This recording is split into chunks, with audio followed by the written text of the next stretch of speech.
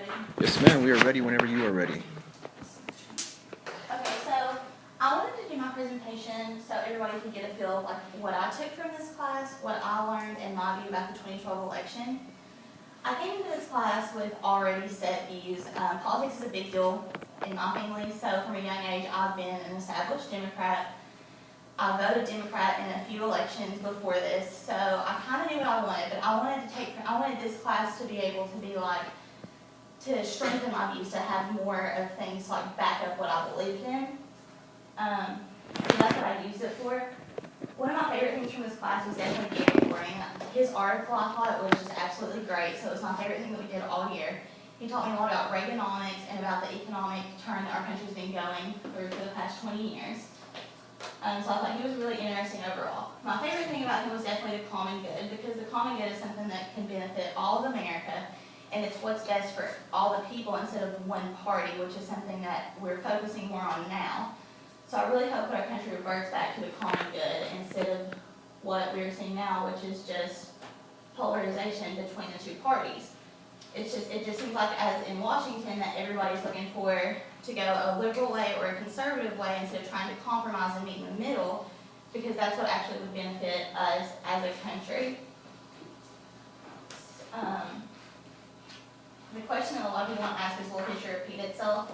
I highly doubt that we'll have another civil war, even though people are talking about secession, just because America is known as a really strong country. So if we're going through this again, we're going to look weak, a fraud, like on a global level, and we don't want that. So I really don't think that that's going to happen. Another thing I got from this class is biases in the media. It really taught me that no matter if you're watching Fox News or CNN, there's always going to be biases, and there's no way to really get around that. So you really need to like research more than one source before you make a final decision about anything. Campaign ads were another thing that we did a lot in here. I learned that I do not like campaign ads, and it's probably my least favorite part of any election, for the simple fact that it's just a lot of talk and it's a lot of negative things, and I just don't think that you're able to get enough out of it in like the 2 minutes that it's on, so it really confuses more people. Negative ads were my least favorite, just because I felt like candidates did nothing besides bash each other, when I want to know, how are you going to help me, not how is the other person going to hurt me. So I just thought it was a lot of mudslinging instead of giving me facts that I really needed to know as a voter. The debates in this election were another thing that I thought really had a big impact, because they were viewed by more people than any other debates like this had been, and they were also very intense, which is something that we haven't seen in many others. Also, with the debates, I really think that it hurt Mitt Romney for the simple fact that he was caught in so many lies through these debates that it was able to be used against him throughout the rest of the whole entire campaign. So I really think that it swayed more people's votes in Obama's opinion, just in the long run, of the lasting effects of the debates. The Mitt Romney laws, this is part of the reason I didn't like Mitt Romney, is because he was so shady about everything. It was almost like he could say one thing and the next day he would be saying something completely different.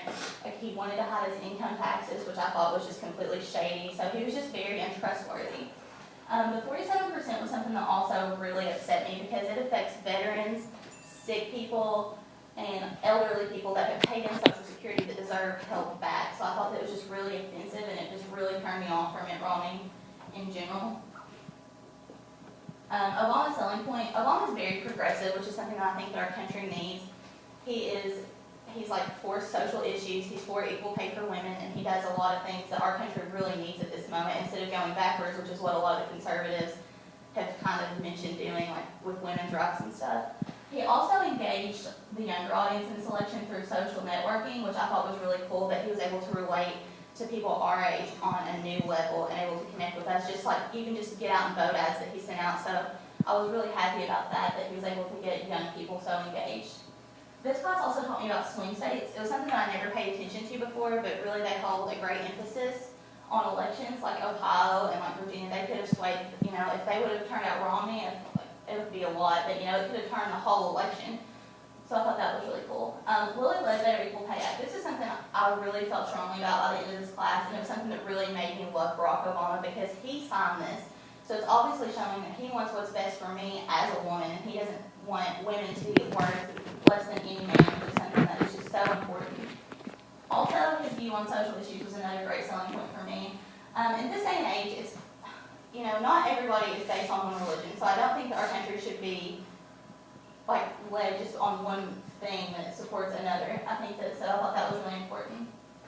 The changing of my thoughts didn't change. By the end of this class, they only grew stronger, which is a good thing. So now I felt like I was able at the end of this class to support what I thought more thoroughly and be, I guess, a better Democrat and a more informed voter. So I was really glad I had that. I thought this class was great. It taught me a lot about writing papers, a lot about, I don't know, making a video. That was something I had never done. So overall, I had a great experience in this class, and I thought it was cool that we got to learn about everybody's opinions because it put everything in like such a more broad spectrum for me because you were able to relate to other people and get information from them about things you've never really thought of.